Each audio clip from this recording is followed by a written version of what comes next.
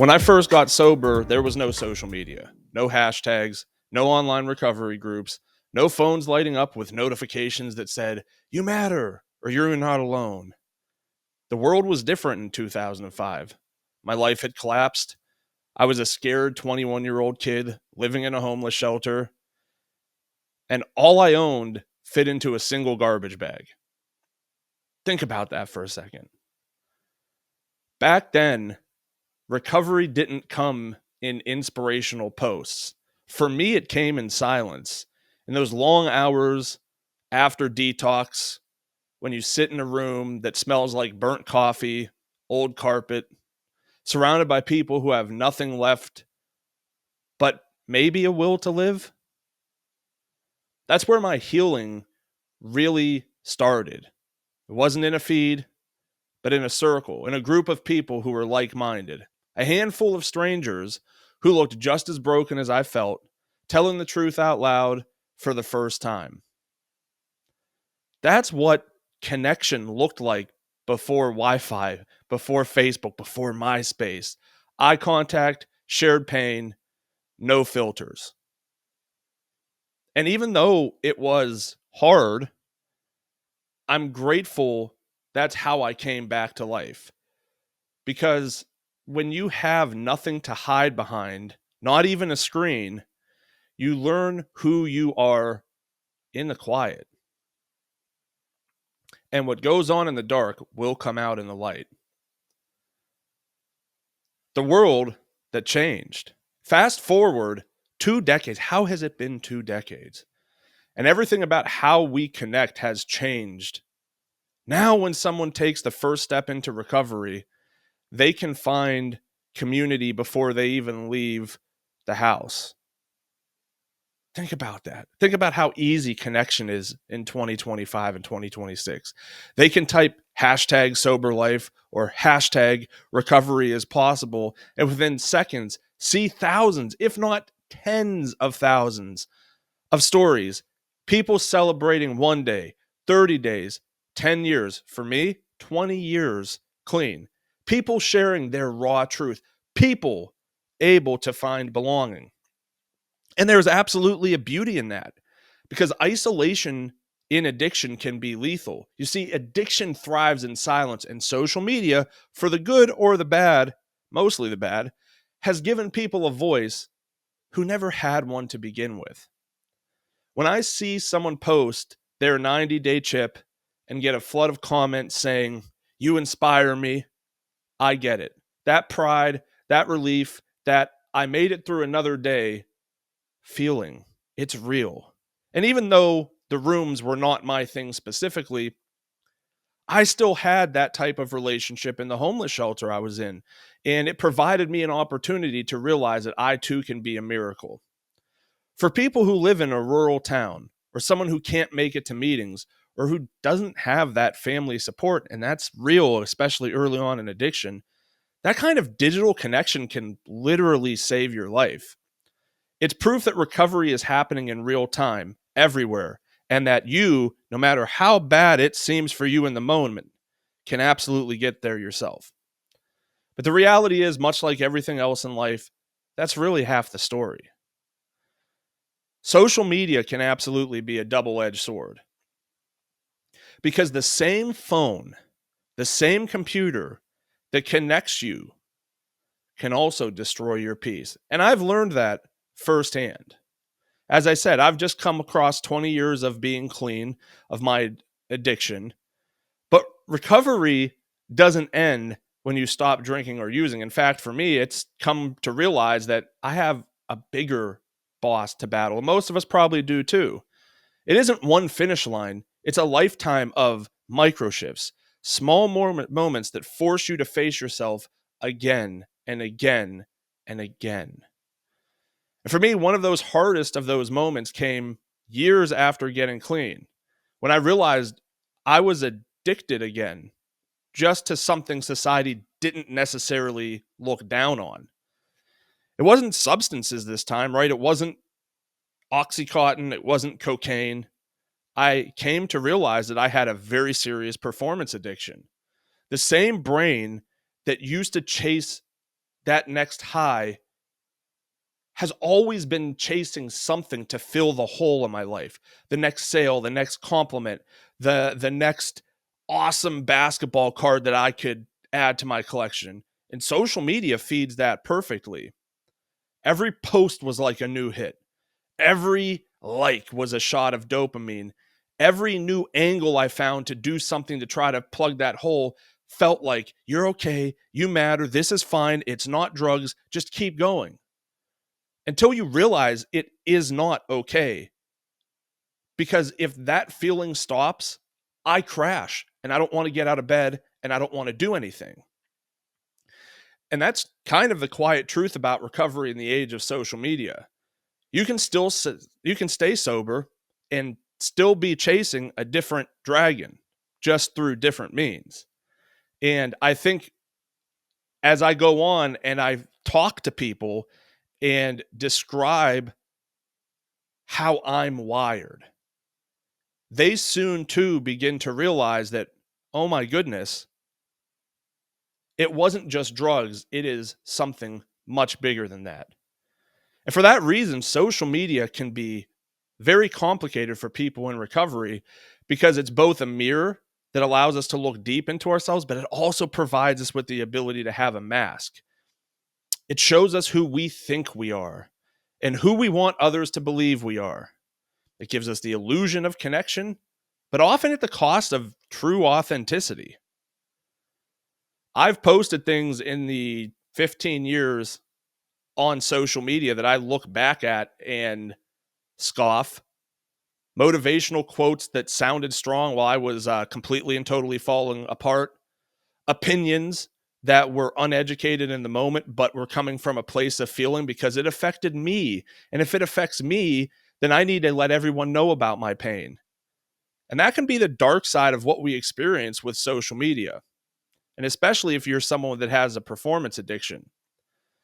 You can end up performing your healing. Listen to this, is a good one. You can end up performing your healing as opposed to actually living it. And the dangerous part about all of that is it kind of works. You can build a following, a business, an identity around being someone who overcame. Yeah, I did it.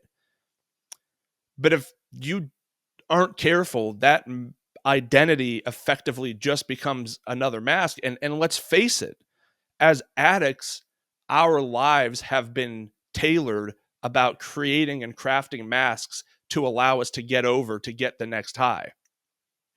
But I started noticing a pattern when I started using social media and seeing other people going through the same thing I went through. I felt alive.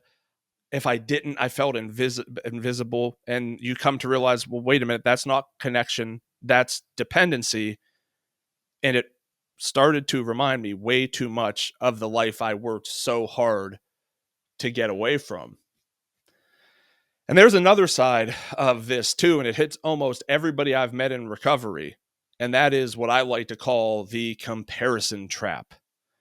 You scroll through and you see people celebrating different milestones, how they're traveling, how life has been able to move on once they've been able to get rid of the pain that ails them in drug addiction. You start to see what you can assume is their highlight reel, and you start looking at where you're at in life and comparing it to what they're doing. And especially for someone very early in recovery, that can be devastating because you're sitting there, you're raw, you've gone through it, you're trying to rebuild your life. Most of your family has probably abandoned you. You probably don't have friends because you've done things that inevitably have pushed them away. But yet you see someone else that you knew who maybe got out of the struggle a few years earlier than you did, and you look at what they've gone on to do with their life in a short period of time, and it makes you feel shame. And that shame can be poison, because shame is the emotional fuel of addiction. When we start as drug addicts, we don't come out and say that we want to be a drug addict. It becomes a physical or mental dependency. And as time goes on, you start to do more and more things, more bad things specifically, to people that you care about, because all you can fixate on is that high and how you can get it. And over time, your addiction actually becomes what you use to cover all the shame that you go through in doing the things that you've done to other people. Now, there's some science behind the scroll. This isn't just some philosophical argument or idea that I had. It's purely biological. The brain of someone in recovery has spent years rewiring itself around dopamine, right? We all know what dopamine is. That's that chemical of anticipation and that sweet, sweet reward. And substances hijack your system. They flood it with pleasure until normal life feels dull. And they even say that when you're in active addiction, you stop maturing, probably more emotionally and physiologically than physically. But social media allows you to run that same loop. It's engineered to keep you craving, to make sure you never feel finished. Scroll, reward. Scroll, find something you like, reward. Scroll, eventually you get to the point where you crash. And for someone whose nervous system is already wired for spikes, you're just throwing fuel on that fire. You might not necessarily relapse into your old substance, but the biggest picture with all of this is not the substance. It's the fact that we can relapse back into that mindset, that endless chase for the next hit that really is never enough for us. And I can confidently say that that is what happened to me. I wasn't using anymore, but I was scrolling for a lot of the same reasons I used to get high, and that was to escape myself. But I had to come to an honest point in my life, a turning point, if you will. And that shift really came slowly, and it was definitely a micro shift for sure. I realized I wasn't using social media to connect anymore. I was using it to some extent to validate my existence, to compare myself to other people, to see if I was keeping up with the Jones. And that hit hard, really. I remember one night closing my laptop because I'm an old fool and I can't use my phone as much as I like to use my computer. And I realized that I hadn't talked to my wife or child. My son was asleep. And I was just watching mindlessly videos, almost kind of using that to fill the hole that exists in me, like I used to chase that next hit. And it was really a wake-up call, because the whole point of recovery, the whole point of healing, which is what a recovery needs to be, is to be present, in your own life, present for the people who count on you. Now, if you've been in addiction, a lot of what I've talked about in this sounds like a person who was in an addiction, right? You're neglecting the family and friends that you have around you. And ultimately, you have to get to the point where you realize these things and you have to start making changes, and they don't have to be grand gestures. They need to be those small things. You need to have that honest communication with the people that you care about. You need to be willing to be honest with yourself about how this is affecting your life. And really, at the end of the day, for me, visualizing social media and then understanding that my drug addiction probably started coming from a point where I was filling a hole that existed in my life. And when the drugs stopped filling that hole, I genuinely felt like something wasn't enough. So it went from that to trying to run businesses to fill my time, to getting super involved in collecting wrestling memorabilia or sports cards. But it was always 100 miles an hour straight into a wall. And I had to learn that I had to develop tricks and trades to kind of combat that, or else I was going to be effectively, as they say, like a dry drunk. And so, since social media spurred a lot of this, because you get curated feeds, I had to set boundaries. I had to put time limits on myself. And it sounds silly as a 41-year-old adult to say, well, I had to put a time limit on myself for how I was using social media because I can't handle it. But I had to do that.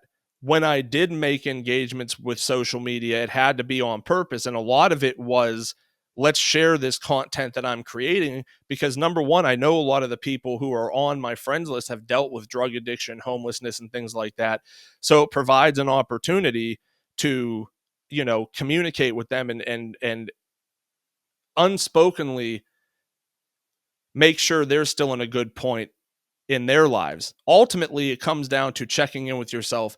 And if you can't have that relationship with yourself where you're able to talk to yourself and know how you're doing and know how you're feeling, and when you are feeling like you are at your breaking point, being willing to tell that to someone. Because again, I don't ever fear going back to drug addiction, right?